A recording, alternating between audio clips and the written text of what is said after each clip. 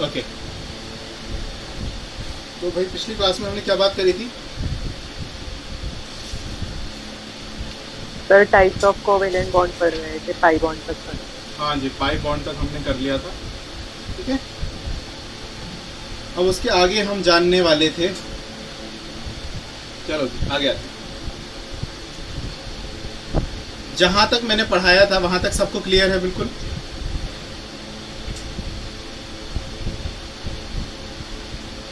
अरे भाई, types of bond, covalent bond जो पढ़ाया था, sigma bond, pi bond, types of the interaction, कैसे हेड टू हेड ओवरलैपिंग होती है, कैसे साइड बाय साइड ओवरलैपिंग होती है, यहाँ तक तो सब क्लियर है या नहीं? Yes sir, clear. अरे एक कोई क्लियर है, बाकी सबको? Yes sir. हाँ, और बाकी सब? Yes sir. ओके,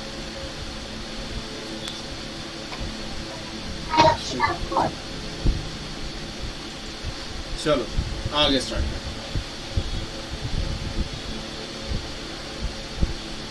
अब लिखो जी कैरेक्टरिस्टिक्स ऑफ अ बॉन्ड।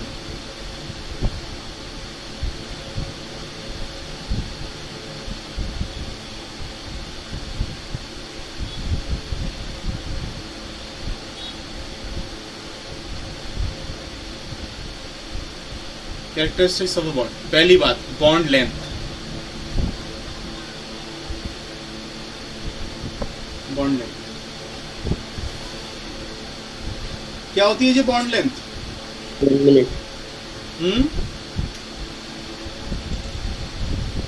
हाँ जी, बॉन्ड लेंथ क्या होती है? जल्दी से डिफाइन करो भाई।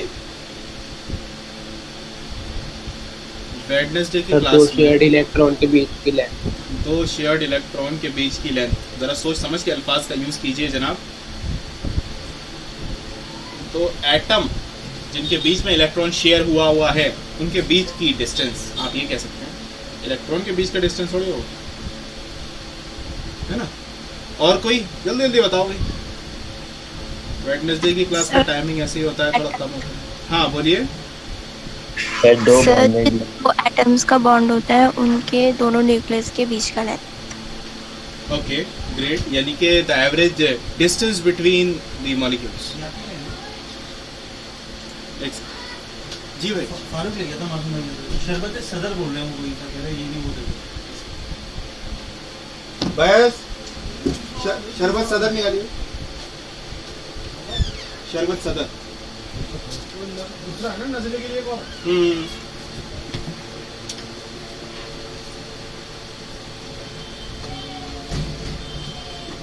बाहर ही होगा।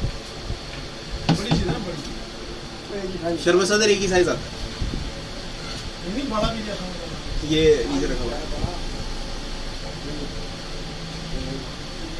दूसरा था, मैं नाम ध्यान से बताया शरबत सवाल होगा फिर। अक्सीर सा। हाँ अक्सीर सवाल ले दिएगा 500 वाला।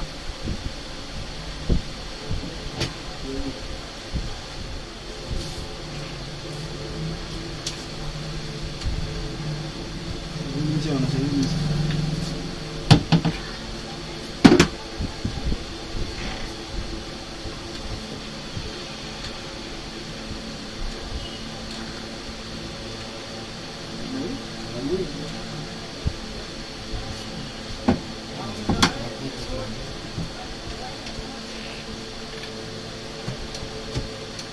तो भाई छोटा वाला है अभी, बड़ा वाला तो खत्म हुआ हुआ है।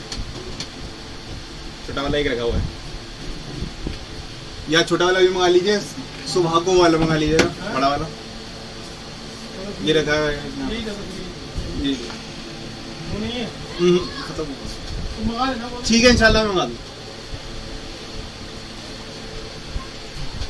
Okay, so sorry for interruption. हाँ जी, तो देखो एक चीज मैंने आपको बताई थी जब हमने वैलेंस बॉन्ड थ्योरी में पढ़ रहे थे, तो क्या कह रही थी वैलेंस बॉन्ड थ्योरी, जरा बताओ। कि हर दो एटम जब भी बॉन्ड बनाते हैं तो उनके बीच में अट्रैक्शन भी होती है और अट्रैक्शन जो होती है वो इलेक्ट्रॉन और दूसरे वाले न्यूक्लियस की होती है, और जो क्या नाम है रिपल्जन होती है वो ये दोनों न्यूक्लियस और दोनों इलेक्ट्रॉन्स की होती है। इतनी बात तो मैंने बताई थी आपको। अब जरा देखो बॉन्ड लेंथ क्या होती है। Bond length is the equilibrium distance. Equilibrium distance का क्या, अच्छा इक्विलिब्रियम किसे कहते हैं? सर जो इक्वल हो। जब इक्वल हो, इक्वालिटी मेंटेन हो जाए, ठीक है। जैसे फॉर एग्जांपल मैं बात करूं, किसी एक चीज को, किसी एक बॉल को, एक बॉल है उसमें दोनों तरफ रस्सी बंधी हुई है, ठीक है, जैसे वो टग ऑफ वॉर खेलते हैं, ठीक है। तो जब टग ऑफ वॉर में जो आपकी जो बीच में रस्सी जो होती है वो बिल्कुल एक्यूरेट रहती है, यानी कि इधर की फोर्स भी बराबर है और दूसरी तरफ की फोर्स भी बराबर है, वो बीच में इक्विलिब्रियम पे आ जाती है ना। तो एक्चुअली इक्विलिब्रियम एक ऐसी पोजीशन होती है जिसमें दोनों फोर्सेस बराबर लग रही होती है, ठीक है, उसको इक्विलिब्रियम बोलते हैं। अभी आपका इक्विलिब्रियम चैप्टर भी है, उसमें भी आप पढ़ोगे इक्विलिब्रियम में, ठीक है। इक्विलिब्रियम क्या होता है उसके अंदर, जब रेट ऑफ द रिएक्शन, जब कोई रिएक्शन चल रहा होता है वो फॉरवर्ड डायरेक्शन और बैकवर्ड डायरेक्शन दोनों में चल सकता है। जैसे फॉर एग्जांपल ए और बी है, वो मिलकर सी बना रहे हैं, लेकिन सी टूट के ए और बी वापस भी बन सकता है। तो जब rate of the forward reaction और बैकवर्ड रिएक्शन बराबर हो जाता है और रिएक्शन हमें चलता हुआ नहीं दिखता, चल रहा होता है लेकिन बराबर चल रहा होता है, इधर जितना आगे जा रहा है उतना ही पीछे जा रहा है, तो वो उसको बोलते हैं इक्विलिब्रियम। खैर वो आगे की बात है, वो आगे की बात है। अभी तो हम बॉन्ड लेंथ की बात कर रहे हैं, तो जरा बॉन्ड लेंथ के बारे में लिखो, जरा इसके बारे में लिखो। It is the equilibrium distance between, equilibrium distance between, equilibrium distance क्यों बोला है मैं बताऊंगा अभी। Equilibrium distance between the centres of the nuclei, the equilibrium distance between, the equilibrium distance between the centers of the nuclei of the two bonded atom, of the two bonded atom. Sir, it is the equilibrium distance between. हाँ जी, distance between the two nuclei of the atom.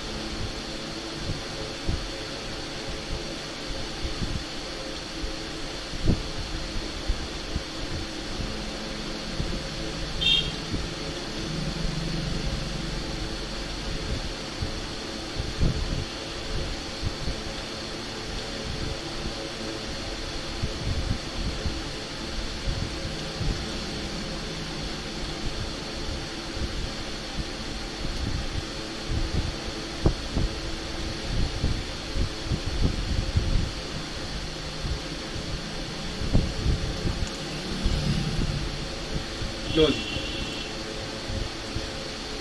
The equilibrium distance between the centers of the nuclei of the two bonded atom, it's called its bond length. अरे सही है, yes ठीक है ना। Equilibrium क्यों बोला, क्योंकि मुझे मालूम है कि अट्रैक्शन भी होगी, रिपल्जन भी होगी। जब अट्रैक्शन रिपल्जन बिल्कुल बराबर की फोर्स लग जाएगी और फिर उसके बाद जो एक एटम से दूसरे एटम के बीच का जो डिस्टेंस होगा उसको हम कहते हैं जी बॉन्ड लेंथ। अरे बात समझ में आई? ठीक है। फॉर एग्जाम्पल मैं ये कह रहा हूँ जी, जब एक एटम है और दूसरा एटम भी है, इनके बीच में अट्रैक्शन भी होना है, ये रिपल्जन भी होना है और अट्रैक्शन भी होना है। जब अट्रैक्शन और रिपल्जन बराबर हो जाएगा, अरे सिंपल सी बात ये है कि भाई साहब ऐसा है, आप मेरे घर के बराबर में रहते हो, मान लो मैं आपसे मिला, मैं आपसे मिलने आया, आप मुझसे डिस्टेंस बनाकर भी चलते हो, ठीक है जी, लेकिन आप मुझसे दोस्ती भी करना चाहते हो, ठीक है जी, आप मुझसे दोस्ती भी करना चाहते हो और डिस्टेंस बनाकर भी चलना चाहते हो। तो आप क्या करोगे, अपनी दोस्ती को एक लिमिट तक रखोगे जिससे आपका इंटरेक्शन ज़्यादा भी ना हो और सलाम दुआ भी बढ़िया रहे। अरे हाँ या ना, उसको बोलते हैं कि इक्विलिब्रियम। यानी कि अट्रैक्शन भी है, रिपल्जन भी है, लेकिन वो स्टेबल हुए हुए हैं, उनकी दोस्ती में एक अपनी लिमिटेशंस के हिसाब से बिल्कुल वो फिक्स हुए हुए हैं। तो उसको वो होती है जी एक्चुअली, उसको हम कह सकते हैं equilibrium, that is the time of the equilibrium, ठीक जी। हाँ, तो हम एटम की बात कर रहे थे जी, जो दो एटम हैं, एक एटम ये हैगा और दूसरा एटम ये हैगा, इसका ये न्यूक्लियस है, इसका ये न्यूक्लियस है। तो जो दोनों न्यूक्लियस के बीच का जो डिस्टेंस है, ठीक जी, डिस्टेंस ऑफ, ये ए एटम है, ये बी एटम है, distance of A and B, ये होता है जी हमारी बॉन्ड लेंथ। और होता क्या है, ये सिंपल सी बात है, ये रेडियस ऑफ आर है, रेडियस ऑफ ए, और ये जो है ये रेडियस ऑफ बी। तो radius of A plus radius of B is equal to bond distance, bond length, distance of A and B.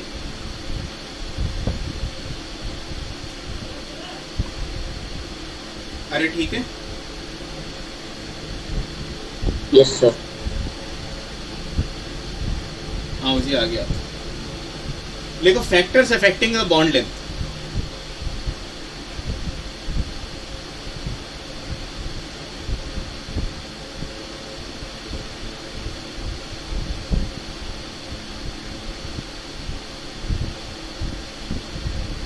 Factors affecting the bond length.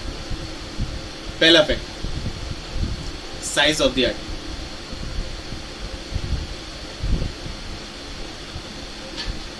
तो simple सी बात है जी, जितना बड़ा साइज होगा तो उसके बॉन्ड की लेंथ भी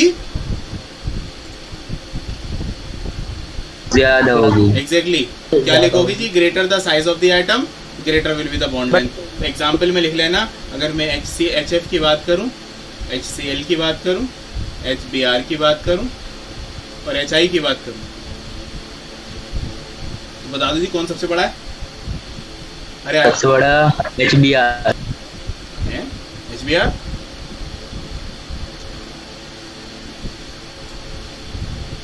HI आयोडीन। HI, तो HI अगर सबसे बड़ा है तो क्या होगा जी, इसकी बॉन्ड लेंथ भी ज्यादा होगी। तो सिंपल सी बात है, देखो कॉमन चीज को हम नहीं देखते, हाइड्रोजन अगर है तो हाइड्रोजन सब में इतना ही बड़ा होगा।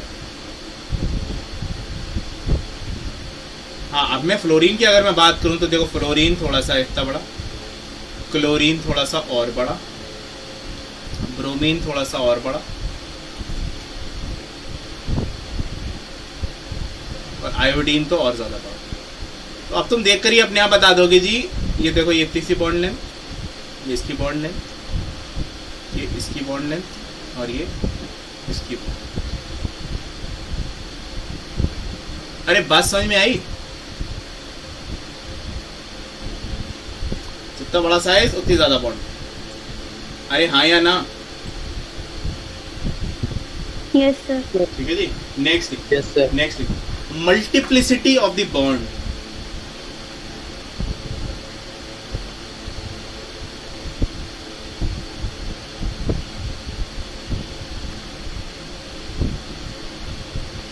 मतलब क्या है, बॉन्ड की मल्टीप्लिसिटी का क्या मतलब होता है जी?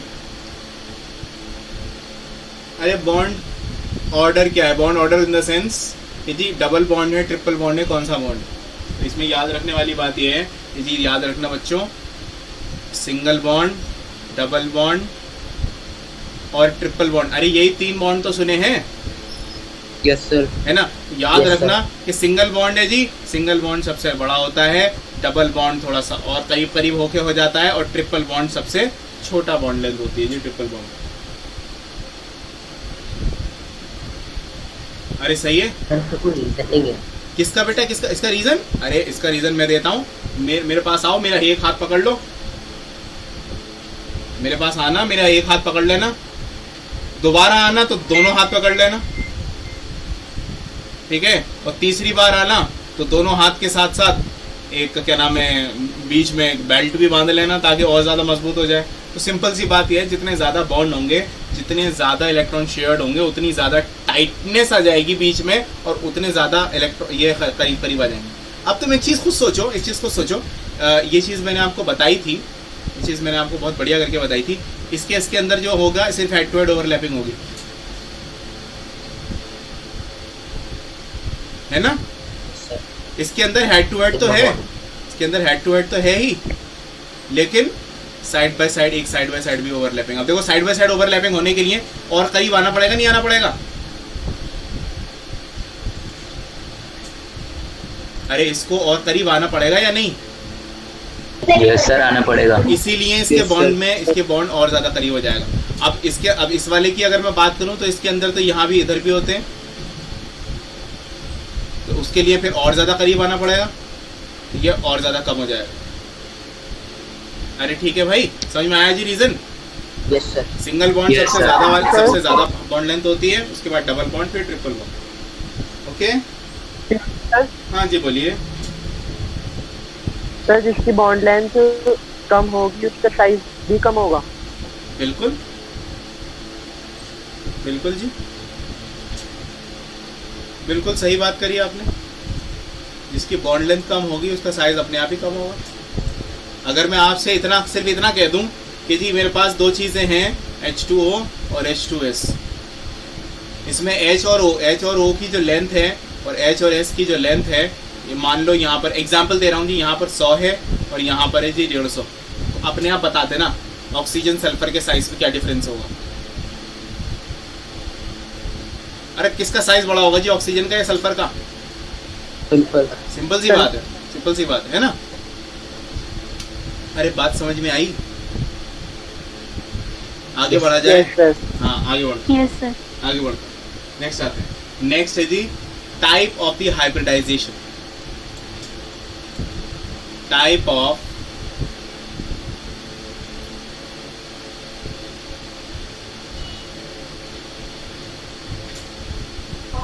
सर ये फैक्टर है बॉन्ड हाँ लेंथ हाँ का। भाई, ये फैक्टर हैं, कैरेक्टर्स, ये फैक्टर हैं, factor affecting the bond length. Types of the hybridisation. आमतौर पे आप जो देखोगे 3 तरह की हाइब्रिडाइजेशन देखोगे। अभी हम हाइब्रिडाइजेशन पढ़ेंगे थोड़ी देर में ही, इसके अगला टॉपिक वही है।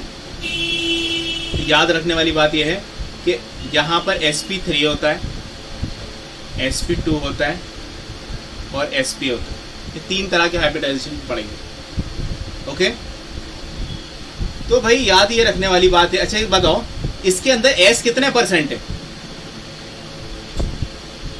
25%।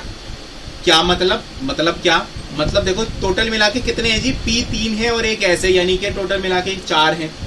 एक S है, चारों में से एक S है, यानी कि एक S है आउट ऑफ 4 मल्टीप्लाई बाय 100। अरे जब निकालोगे 25% आएगा या नहीं आएगा? Yes sir. बताओ इसके अंदर कितने परसेंट आएगा S? 33। अरे सबके लिए 33 आएगा या नहीं आएगा? Yes sir. अरे सब लोग। Yes sir. हाँ, और मैं अगर Yes, SP sir. की बात करूं, अगर मैं SP की बात करूं तो अपने आप बता दो कितने परसेंट आया? 50। 50। 50। बहुत बढ़िया, 50%। अब याद रखने की बात क्या है? हाइब्रिडाइजेशन के लिए एक most important concept, percentage of S character, percentage S जो होता है ये इनवर्सली प्रोपोर्शनल होता है बॉन्ड लेंथ।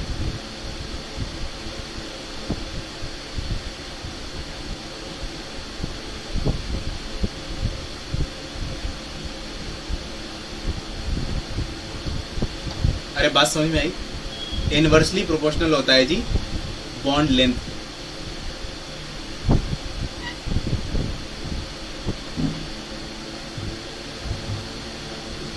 और डायरेक्टली प्रोपोर्शनल होता है बॉन्ड एंगल के।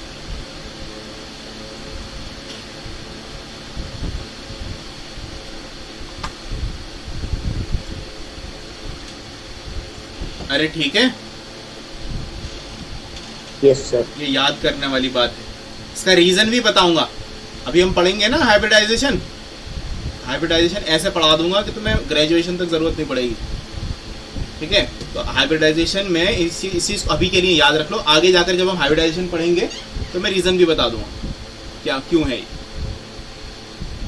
अब जरा अपने आप बता दो जी, sp3, sp2 और sp में किसकी बॉन्ड लेंथ सबसे ज्यादा होगी? सर sp3 की होगी। sp3। वेरी गुड, sp3 की सबसे ज्यादा होगी। लो जी, sp3 की सबसे ज्यादा, फिर sp2, फिर SP। अरे समझ में आया जी? Yes sir. क्या कोई डाउट Yes, है sir. किसी को? सब बढ़िया चल रहा है? सर ये sp3 की क्यों होगी? बेटा मैंने बताया ना, sp3 के अंदर जो S है वो 25% है।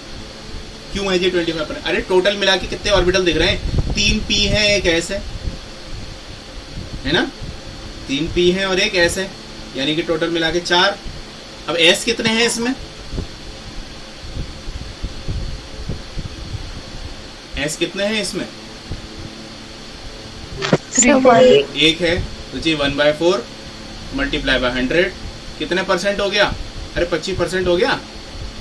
तो 25% एस इसमें है, ऐसी 33% एस इसमें है, 50% एस इसमें है। अब मैंने इतना बता दिया जी, परसेंटेज एस जो होता है वो इन्वर्सली प्रोपोर्शनल होता है जी बॉन्ड लेंथ की।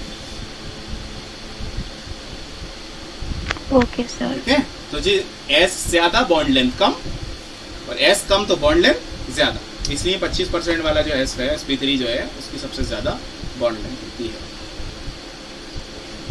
ठीक है जी, ये अच्छा हम देखो हमने बात स्टार्ट कहाँ से करी है जी? हमने बात स्टार्ट करी है कामया बॉन्ड लेंथ से, कैरेक्टरिस्टिक ऑफ द बॉन्ड की बात कर रहे हैं। तो पहली कैरेक्टरिस्टिक हमने कौन सी पढ़ी? Bond length. Very good, bond length. आओ जी अब दूसरी कैरेक्टरिस्टिक की बात करते हैं।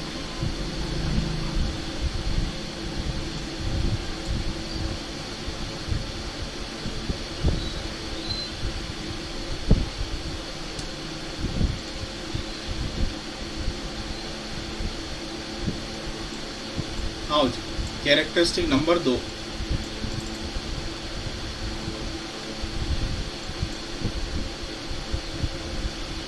सेकंड कैरेक्टरिस्टिक ये है जी आपकी बॉन्ड एंथैल्पी।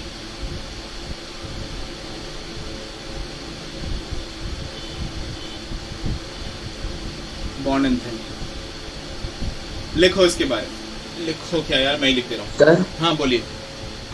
एंथैल्पी को एच से डिनोट करते हैं ना? हाँ बिल्कुल, सही बात है।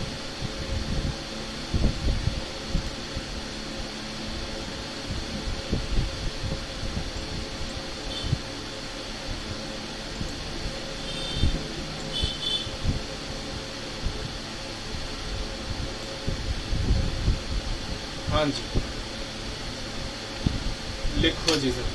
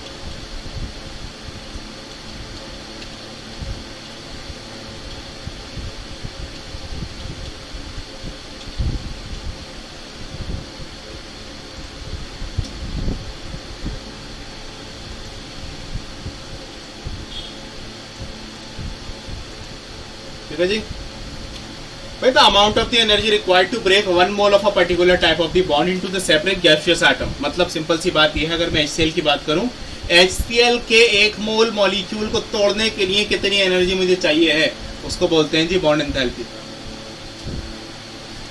अरे सिंपल सी बात, बड़ी आसान शब्दों वाली बात, किसी भी बॉन्ड को तोड़ने के लिए जितनी एनर्जी चाहिए, बॉन्ड तोड़ने के लिए, बॉन्ड को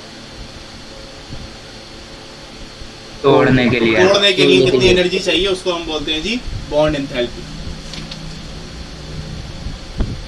क्यों बच्चों याद रखना, जब भी बॉन्ड बनता है, जब भी बॉन्ड बनता है तो एनर्जी रिलीज होती है, और बॉन्ड को तोड़ने के लिए एनर्जी देनी पड़ती है। इसीलिए बॉन्ड एंथैल्पी हम डिफाइन करते हैं बॉन्ड को तोड़ने के हिसाब से। अब एक बात याद रखो, सिंपल सी एक बड़ी आसानी सी बात यह है कि बच्चों, अगर फॉर एग्जाम्पल मेरे पास एक 2 मीटर का एक टुकड़ा है लकड़ी का, ठीक है जी, 2 मीटर, और एक है मेरे पास सिर्फ कुछ सेंटीमीटर का। मुझे बताओ पहले कौन टूट जाएगा? 2 मीटर वाला। अरे सबके लिए 2 मीटर वाला टूट जाएगा या नहीं? Yes sir. है ना? Yes, अगर sir. अगर तुम्हारे लिए 2 मीटर वाला टूट रहा है तो बहुत बढ़िया बात है। इसका मतलब यह है जितनी ज्यादा लंबी बॉन्ड लेंथ, बॉन्ड उतनी जल्दी टूट जाएगा।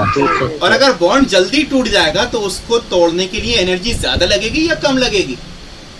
कम लगेगी। बहुत कम बढ़िया, लगेगी। Very good very good. इसका मतलब ये है कि देखो जी, जितना बॉन्ड लेंथ, जितना लंबा बॉन्ड की लेंथ जितनी ज्यादा, उसको तोड़ने के लिए एनर्जी ज्यादा लगेगी कम लगेगी? कम लगेगी। कम लगेगी। कम इसका लगेगी। मतलब bond length is inversely proportional to bond enthalpy. Bond enthalpy.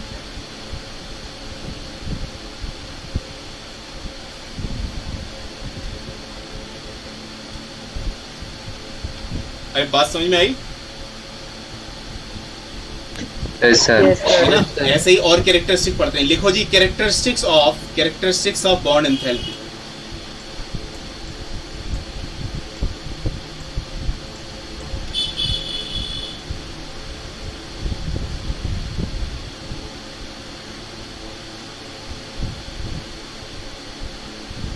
Characteristics of the bond enthalpy. सबसे पहली बात, अपने आप बताओगे तुम लोग अपने आप? साइज ऑफ द एटम्स बता दो जल्दी से।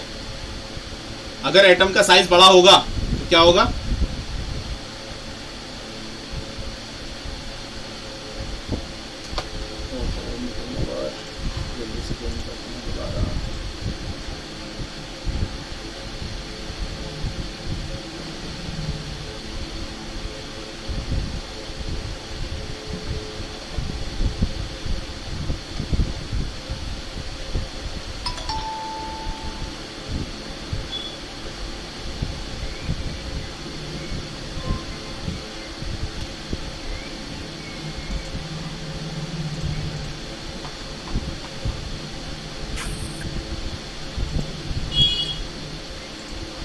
हाँ जी, तो प्यारे बच्चों, बॉन्ड किसकी बात कर रहे हैं? एंथैल्पी। एंथैल्पी की बात कर रहे हैं। बहुत बढ़िया। और बॉन्ड एंथैल्पी की बात अगर हम कर रहे हैं तो इसकी कैरेक्टरिस्टिक पढ़ेंगे। तो कैरेक्टरिस्टिक के अंदर अगर मैं एनर्जी की बात करूं, वो क्या नाम है, एनर्जी कह रहा हूं, साइज ऑफ द एटम की बात करूं, अरे अपने आप बता दो। अरे एक तो इतना, एक ये है, एक ये है। अरे कौन सा जल्दी टूट जाएगा बॉन्ड? सर दूसरा वाला। अरे ये वाला टूट second जाएगा। वाला। अरे जो बड़ा है वो टूट जाएगा। इसका मतलब क्या? साइज ऑफ द एटम, अगर साइज ऑफ द एटम बड़ा तो बॉन्ड लेंथ भी बड़ी, is directly proportional to the bond length. अरे हाँ या ना? Yes sir. Yes sir. और अगर बॉन्ड लेंथ बड़ी तो बॉन्ड एंथैल्पी कम। कम हो जाएगी। तो सिंपल सी बात यह है, साइज ऑफ द एटम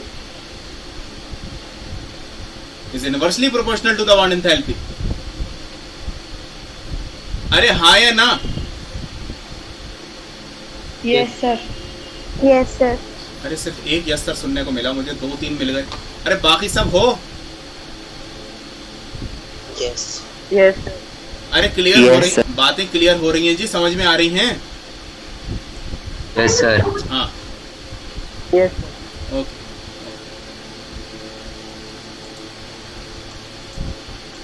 ठीक है जी।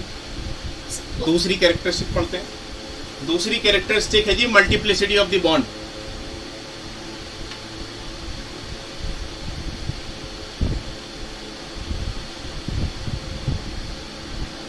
अपने आप बताओगे बिल्कुल वही बात। मैं नाइट्रोजन बना रहा हूँ जी, nitrogen triple bond nitrogen, oxygen double bond oxygen और हाइड्रोजन सिंगल बॉन्ड हाइड्रोजन। अरे सिंपल सी बात है, जल्दी से बता दो कौन सा बॉन्ड जल्दी टूटेगा? Sir 3 hydrogen hydrogen. Hydrogen. Hydrogen. Hydrogen. कितने लोग बोल रहे हैं हाइड्रोजन?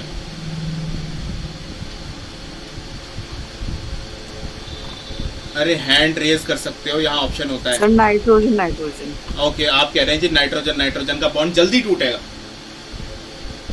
अच्छा जी, या Yes. हैंड रेज जो कर रहे हैं ये हाइड्रोजन वाले। हाइड्रोजन। अच्छा जी, ओके, बहुत बढ़िया। बाकी लोग जल्दी बताओ, हाइड्रोजन कितने लोग बोल रहे हैं? हैंड रेज करो जल्दी जल्दी। हाँ, very good, very good, very nice. Very nice.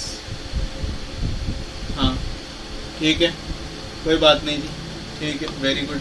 चलो ठीक है जी, कर लो जी, हैंड डाउन कर लो, कर लो जी, हैंड डाउन कर लो।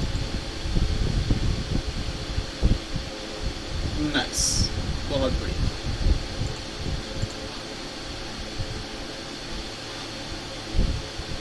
हाँ ठीक, अरे ठीक है भाई, ठीक। चलो आओ जी, आते हैं। देखो अब जरा एक बात बताओ, मल्टीप्लिसिटी ऑफ द बॉन्ड में मैंने बताया था नंबर ऑफ बॉन्ड जितने ज्यादा होंगे, नंबर ऑफ बॉन्ड जितने ज्यादा हैं, अरे उसकी बॉन्ड लेंथ कम है या ज्यादा है? सर कम है। बॉन्ड लेंथ कम है, कम है। यानी कि इनवर्सली प्रोपोर्शनल। अरे हाँ या ना? अरे हाँ या ना? Yes, तो बोल sir. दो, है ना। बॉन्ड लेंथ कम है, बॉन्ड लेंथ कम है मतलब करीब करीब आ गए, करीब करीब आ गए तो ये जल्दी टूटेंगे देर से टूटेंगे? देर से। देर से टूटेंगे। देर से टूटेंगे का मतलब एनर्जी ज्यादा चाहिए कम चाहिए? सर हाई है। ज्यादा। तो यानी कि it is directly proportional to the bond enthalpy. यानी कि जितना ज्यादा बॉन्ड्स, अरे ये तो सिंपल सी बात है यार, एक तो बड़ी आसान वाली बात है। एक डंडी ले लो, उसको तोड़ लो, जल्दी टूट जाएगी। 2 ले लोगे एक साथ, उनको तोड़ने में टाइम लगेगा। 3 ले लोगे तो और ज्यादा टाइम लगेगा। अरे हाँ या ना? Yes sir. है ना। तो जी सबसे ज्यादा Yes, सबसे ज्यादा एनर्जी जो है हमें तोड़ने में चाहिए नाइट्रोजन, नाइट्रोजन के, उसके बाद चाहिए हाइड्रोजन, ऑक्सीजन, ऑक्सीजन, फिर हाइड्रोजन। अरे बात समझ में आई यहाँ तक? Yes sir. आगे बढ़ते हैं, आ जाओ, आ जाओ जी, आगे बढ़ो।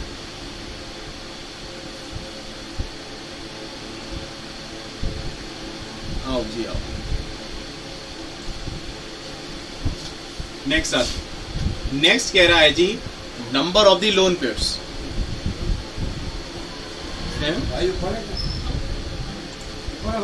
कुछ काम था हमसे?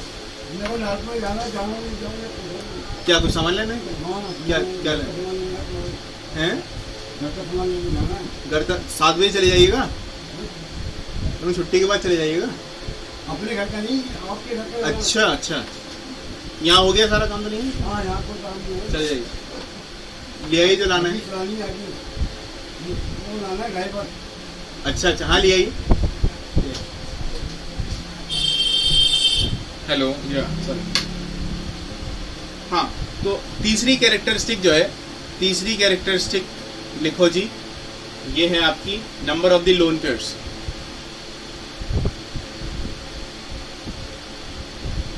Number of the lone pairs, number of the lone pairs. आप जरा बच्चों एक बात बताओ, एक छोटी सी बात बताना। अगर मैं बात करूं नाइट्रोजन, चलो नाइट्रोजन अभी छोड़ो, अभी हम बात करते हैं कार्बन और कार्बन, नाइट्रोजन और नाइट्रोजन, नाइट्रोजन के बाद ऑक्सीजन और ऑक्सीजन, और फ्लोरीन और फ्लोरीन। अभी सिंगल बॉन्ड ही बनाया मैंने सबके बीच में, ठीक है, क्योंकि मुझे कंपैरिजन करना है। सिंगल बॉन्ड बनाया। कार्बन पे तो लोन पेयर होते नहीं है, नाइट्रोजन पे कितने लोन पेयर होते हैं जी? एक एक होता है या नहीं? Yes sir. है ना। और ऑक्सीजन पे कितने लोन पेयर होते हैं जी? अरे 2 लोन पेयर होते हैं। 2 लोन पेयर। और फ्लोरीन पे जी?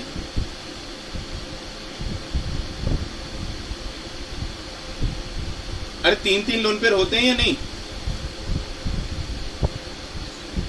Yes sir. है ना। अब जरा देखो, बड़े गौर से देखो, इनके अंदर अगर मैं 3 लोन पेयर की बात करूं, ओहो 6 इलेक्ट्रॉन, ओहो 6 इलेक्ट्रॉन, और इतने से साइज, तो इनके बीच में क्या होगा जी? इनके बीच में रिपल्जन होगा। तो नंबर ऑफ लोन पेयर अगर ज्यादा होंगे तो उनके बीच में रिपल्जन आ जाती है। अरे हाँ या ना? जितने ज्यादा लोन पेयर हो जाते हैं, छोटे एटम्स की बातें हो रही हैं अभी, बड़े एटम पे तो कोई वैल्यू, कोई मायने नहीं रखता। अगर मैं आयोडीन की बात करूं, इतने बड़े बड़े एटम, उसमें 3 लोन पेयर, कोई मायने नहीं रखता। छोटे छोटे एटम की बात हो रही है, इसीलिए सिर्फ ग्रुप 2 के बाद बात करी है, ठीक, ग्रुप 2 कह रहा हूँ, सॉरी, पीरियड 2 की बात कर रहा हूँ, सिर्फ कार्बन, नाइट्रोजन, ऑक्सीजन, फ्लोरीन।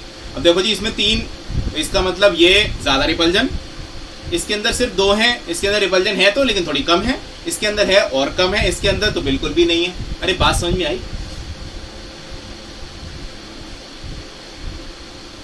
अरे हाँ या ना? Yes sir. है ना? तो इसका मतलब रिपल्जन वाला कंसेप्ट समझ में आया क्या सबके, कि जितने ज्यादा लोन पेयर होते हैं बराबर बराबर एटम में उतनी ज्यादा रिपल्जन होती है। अब देखो जी, अपने आप मुझे खुद बता दो कौन सा बॉन्ड जल्दी टूट जाएगा इन चारों में से? फ्लोरीन फ्लोरीन जल्दी टूट जाएगा। अब फ्लोरीन जल्दी टूट जाएगा तो इसमें एनर्जी हमें ज्यादा देनी पड़ेगी, कम एनर्जी में काम चल जाएगा। सर कम एनर्जी। तो इसका मतलब सबसे ज्यादा देर से कौन सा बॉन्ड टूटेगा? कार्बन। अरे सबके बात समझ में आई? क्या कोई है बच्चों जिसमें से किसी को डाउट है?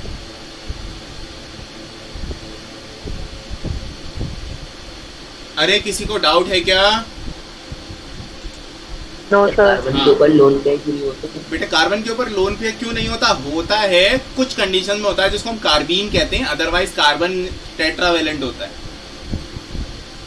कार्बन टेट्रावेलेंट होता है इसलिए जब आप इसको, अरे ये तो मतलब ये तो मैं पूछने वाली बात ही नहीं है। देखो कार्बन का एटॉमिक नंबर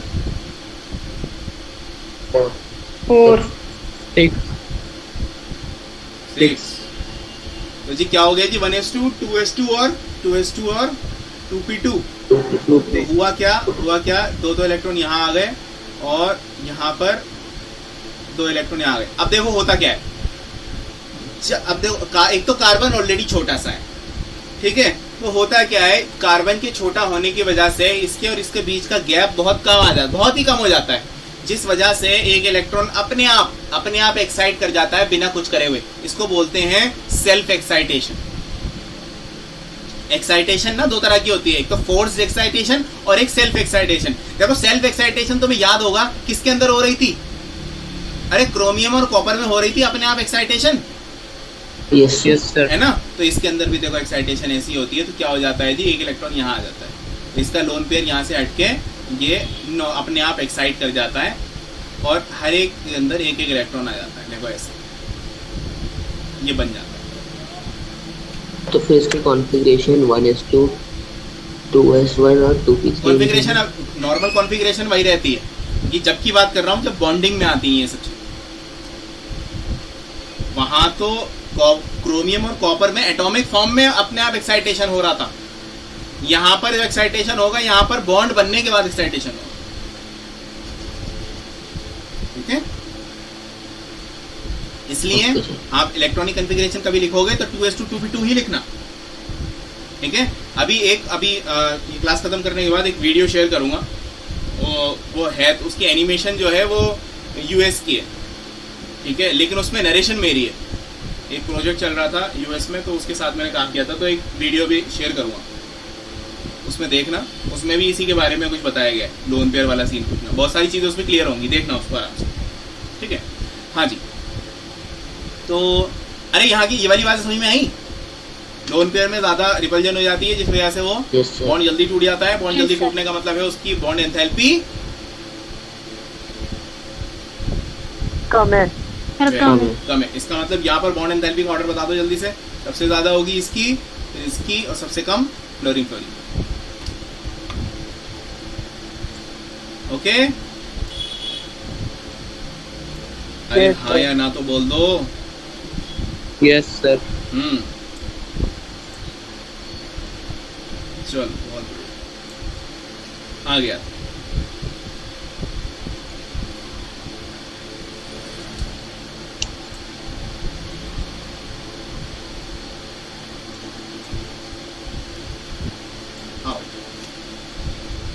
अगला है बॉन्ड की हम कैरेक्टरिस्टिक पढ़ रहे थे, तो तीसरी कैरेक्टरिस्टिक कह रहा हूँ, क्या पढ़ रहे थे हम? हाँ, बॉन्ड की कैरेक्टरिस्टिक पढ़ रहे थे। तो तीसरी कैरेक्टरिस्टिक है बॉन्ड एंगल।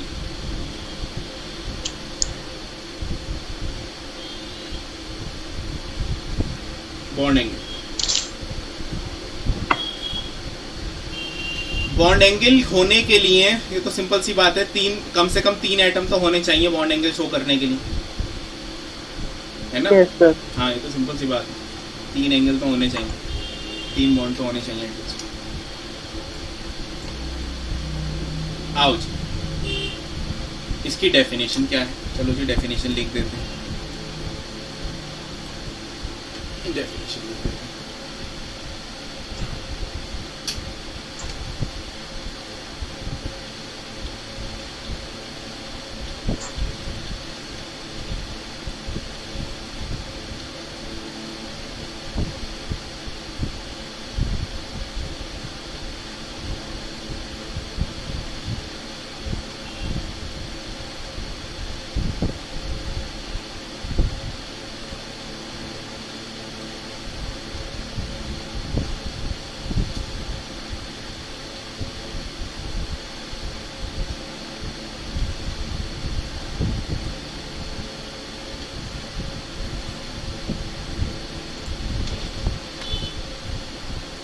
ठीक है जी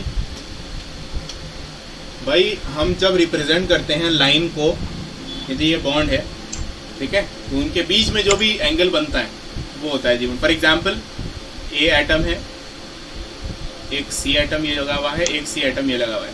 सिंपल सी बात है, तुम बता दो जी कैसा होगा जी? अरे 180 हुआ नहीं हुआ? लीनियर। हाँ लीनियर 180। अरे ये तो बात हम कर चुके हैं, सारी बातें, यस सर। है ना? हाँ वेरी गुड, ठीक है। ये सारी बातें बॉन्ड एंगल। अच्छा, बॉन्ड एंगल किस पर डिपेंड करता है? हाइब्रिडाइजेशन पे डिपेंड करता है जी। हाइब्रिडाइजेशन क्या होती है अभी पढ़ेंगे आगे जाकर, ठीक है। हाइब्रिडाइजेशन पे डिपेंड करता है, मैंने बता चुका हूँ। परसेंटेज एस कैरेक्टर पर, यानी कि परसेंटेज एस जितनी ज्यादा होगी उतना ज्यादा ही एंगल होगा, ज्यादा एंगल होगा। तो इसका मतलब sp3 के अंदर sp2 और sp,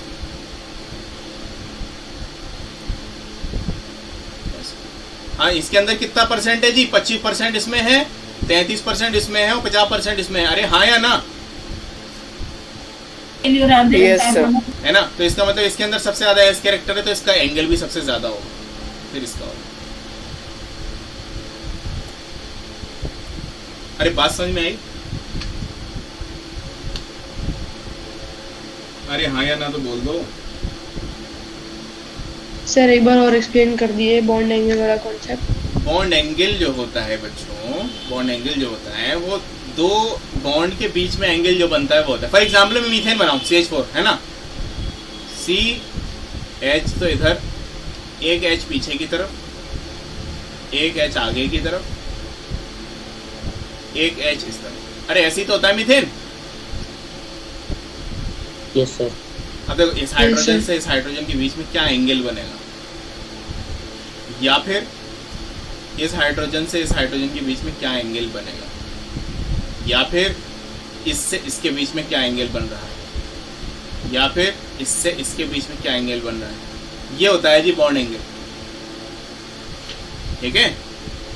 जब भी एक बिल्कुल देखो ये एक यूनिफॉर्म मॉलिक्यूल है, ये एक आइडियल मॉलिक्यूल है, चार सारे के सारे हाइड्रोजन ही है, कोई लोन पेयर नहीं है, कोई दूसरा एटम नहीं है, यानी कि सब में बराबर की रिपल्जन होगी।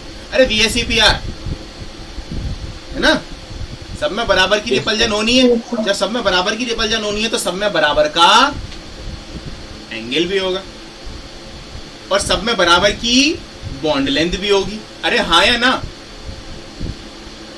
Yes sir. अरे जब सारे हाइड्रोजन ही हैं तो कोई फर्क थोड़ी है होगा किसी भी चीज में, साइज भी उतना है, इलेक्ट्रोनेगेटिविटी भी उतनी है, तो किसी चीज में कोई फर्क नहीं आएगा, और लोन पेयर भी नहीं है ना। तो सिंपल सी बात है, सारे एंगल बराबर होंगे। और ये जो एंगल होता है, ये जो एंगल होता है तो मैथमेटिकली कैलकुलेट किया गया, तो ये एंगल होता है आपका 109.5।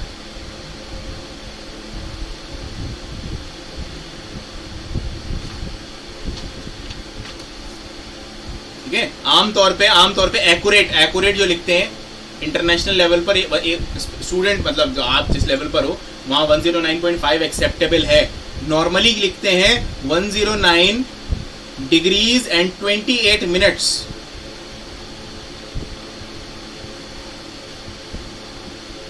एक्यूरेट है जी। अरे सही है।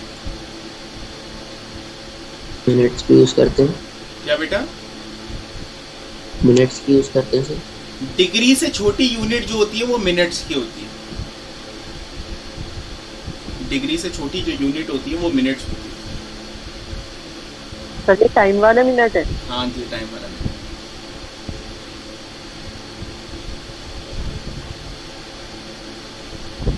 ठीक है जी। अच्छा अब देखो एक चीज, अब तुम अपने आप थोड़ा सोचने लगोगे ना तो खुद बताने लगोगे मुझे। देखो नाइट्रोजन है, ये 3 हाइड्रोजन है, यहाँ इसके लोन पेयर है, तो इलेक्ट्रॉन डोमेन की ज्योमेट्री, अरे इलेक्ट्रॉन डोमेन की ज्योमेट्री बताओ जल्दी से। Trigonal planar. Very bad, very bad. Tetrahedral. Tetrahedral. अरे भैया ये 2 इलेक्ट्रॉन इसके, 2 इसके, 2 इसके, 2 इसके, कितने हो गए इलेक्ट्रॉन? अरे 8 हो गए, नहीं हो गए? 8 electron divided by 2 is equal to 4। और 4 का इलेक्ट्रॉन डोमेन क्या बताया था? पेजेस पलट के देखो प्यारे बच्चों, टेट्राहेड्रल।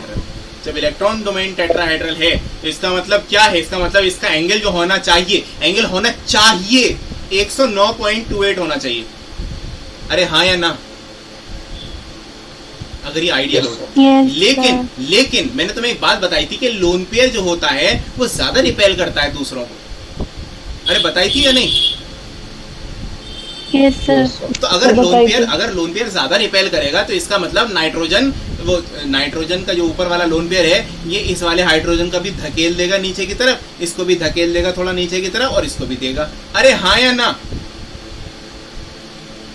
Yes sir. अब जब नाइट्रोजन को नीचे की तरफ ढकेल देगा तो इसका मतलब ये इधर चला जाएगा और थोड़ा सा, और ये उधर चला जाएगा। इसका मतलब इसका बॉन्ड एंगल, अरे क्या हुआ, बढ़ गया या कम हो गया? कम हो गया। अरे इसका मतलब बॉन्ड एंगल कम हो गया। इसका मतलब अमोनिया के अंदर जो बॉन्ड एंगल होता है वो 109.28 से भी कम होता है। कितना होता है जी? 107 होता है। 107 होता है। अरे बात समझ में आई? Yes sir. अरे सब लोग बोल दो अगर सबके आ गई तो। Yes sir.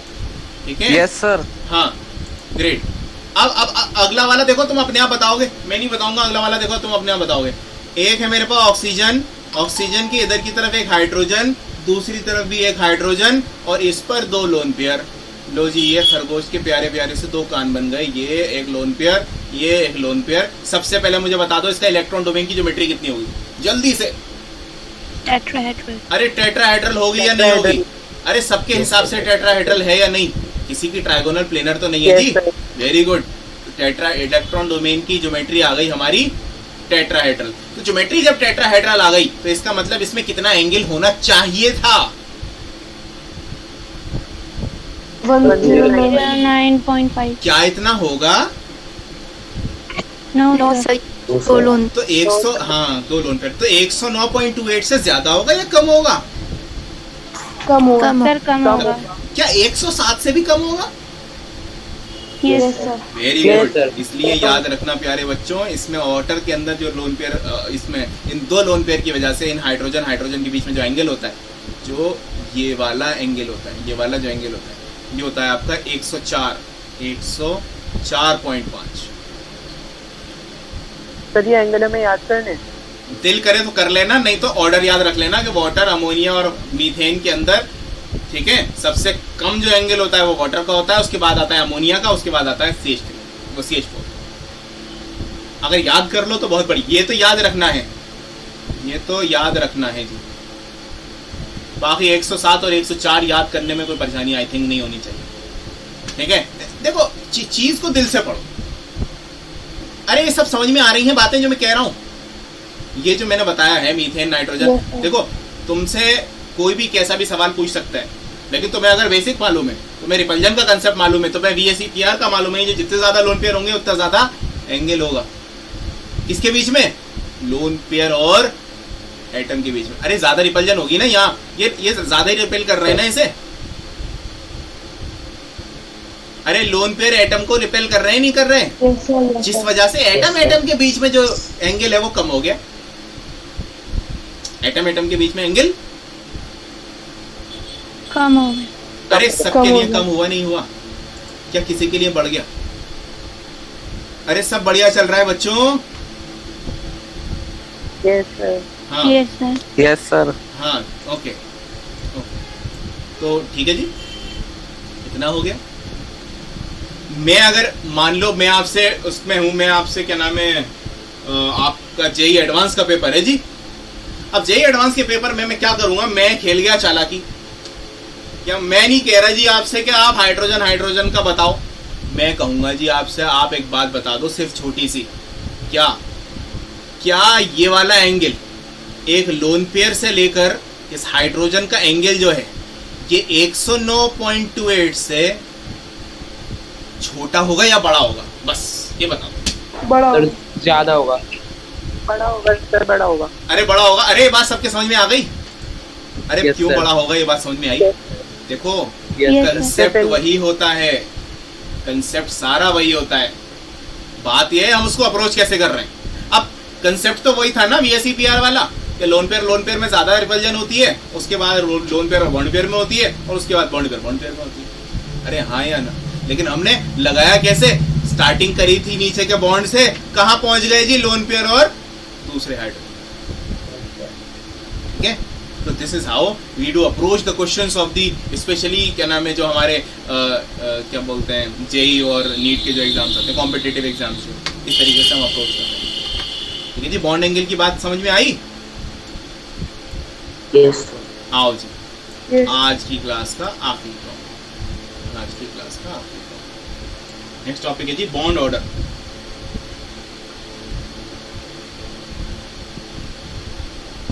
बॉन्ड ऑर्डर ये कैरेक्टरिस्टिक है जी, कैरेक्टरिस्टिक है, आखिरी कैरेक्टरिस्टिक बॉन्ड।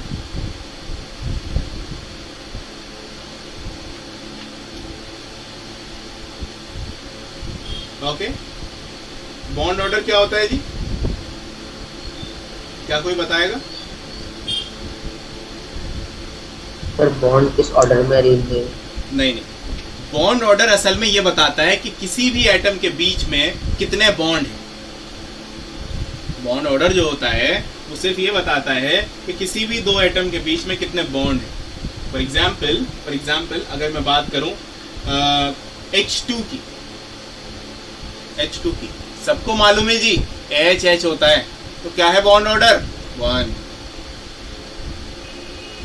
अरे हाँ या ना? Yes sir. ठीक है जी, अगर मैं बात करूं O2 की, तो सबको मालूम है जी O2 कैसा होता है, O इसका तो क्या 1, इसका बॉन्ड ऑर्डर 2। अगर मैं बात करूं N2 की, इसका बॉन्ड ऑर्डर 3। 3। ठीक है जी, अगर मैं बात करूं कार्बोनाइल की C ट्रिपल बॉन्ड O, इसका 3। तो सिंपल सी बात है जी, बॉन्ड ऑर्डर बताता है कि हमने कितने बॉन्ड बना रखे हैं किन्हीं दो एटम के बीच में। अब बॉन्ड ऑर्डर निकालते कैसे हैं वो मैं बताऊंगा आपको जब मॉलिक्यूलर ऑर्बिटल थ्योरी पढ़ेंगे, जब MOT। अरे यहां तक बात समझ में आई? अरे यहां तक बात समझ में आई? Yes sir. Yes sir. ठीक है, अब इसके आगे का इंशाल्लाह देखो, इस चैप्टर को मैं चाहता हूं कि तुम लोग इस तरीके से पढ़ो कि आगे जाकर जब तुम P ब्लॉक पढ़ो या फिर क्या नाम है और भी जो जितने D ब्लॉक पढ़ो, P ब्लॉक पढ़ो, S ब्लॉक पढ़ो, तो तुम्हें कंसेप्ट ऐसे आ जाएं कि तुम्हें मतलब बोरिंग ना लगे। ये जो चैप्टर है पूरी इनऑर्गेनिक केमिस्ट्री की जान है। ठीक है, अगर ये चैप्टर तुम अच्छे से समझ लोगे तो मैं मालूम हो गया कि जी बॉन्ड। अरे देखो एक छोटी सी एग्जांपल देता हूँ, एक इतनी सी एग्जांपल बिल्कुल। मेरे पास दो चीजें हैं, देखो जी 12th क्लास का क्वेश्चन कर रहा हूं तुम लोगों से, 12th क्लास का। मेरे पास है ये H2O और दूसरा है मेरे पास H2S। ठीक है, क्वेश्चन ये है कि इसके अंदर हु इज गुड रिड्यूसिंग